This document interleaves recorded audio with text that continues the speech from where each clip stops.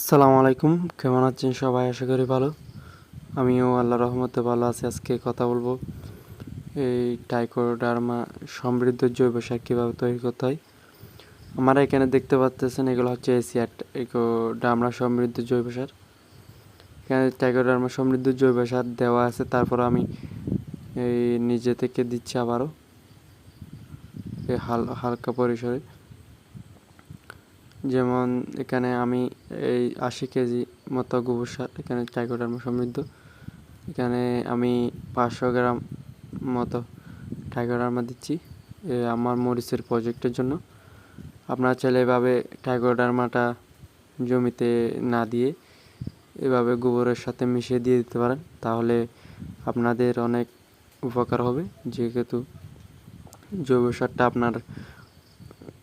সারটা আপনার জমিতে ভালো করে ছিটিয়ে দিবেন, তখন ট্রাইকোডার্মা সমৃদ্ধ জৈব সার দিলে আপনার ব্যাকটেরিয়া উইল্ট, তারপর গোড়া পচা এই ধরনের সমস্যা অনেকাংশে কম হবে। যেহেতু বর্ষাকালীন মরিচ চাষ অনেক সেন্সিটিভ একটা ব্যাপার।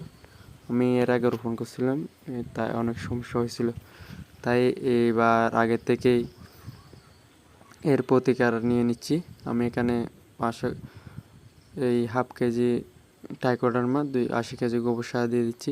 আপনারা 100 কেজি গোবরে 1 কেজি দিতে পারেন।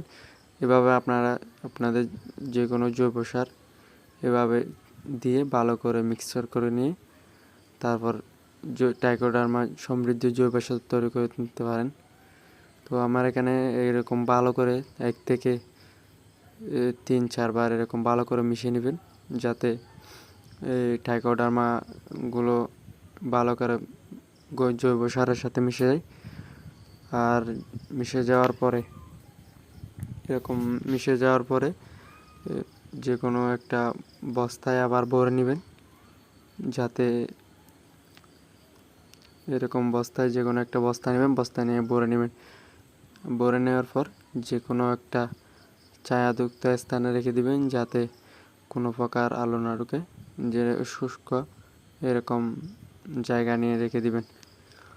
তাহলে এতে এরকম 5 থেকে 10 দিন এরকম রেখে দিবেন, তারপরে জমিতে ব্যবহার করবেন, তাহলে ভালো একটা রেজাল্ট পাওয়া যাবে।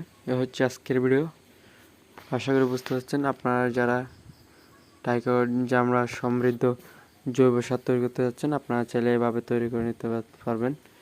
হচ্ছে আজকের ভিডিও। আশা করি বুঝতে পারছেন।